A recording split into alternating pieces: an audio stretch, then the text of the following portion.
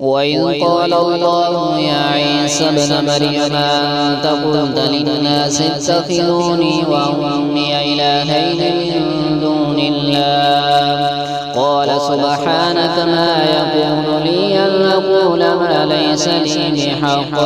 إن كنت قلته فقد علمته تعلم ما في نفسي ولا أعلم ما في نفسك إنك أنت علام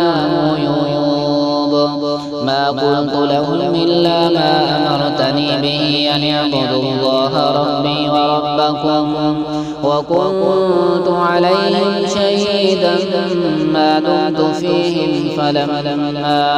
فلما توفيتني كنت أنت الرقيب عليهم وأنت على كل شيء شهيد إن تعذبهم فإنهم عبادك وإن تغفر لهم فإنك أنت العزيز الحكيم قال الله هذا يوم ينفع الصادقين صدقهم لهم جنات تجري من تحتها الأنهار خالدين فيها أبدا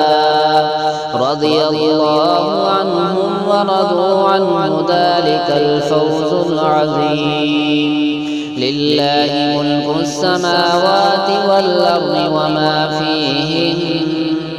وهو على كل شيء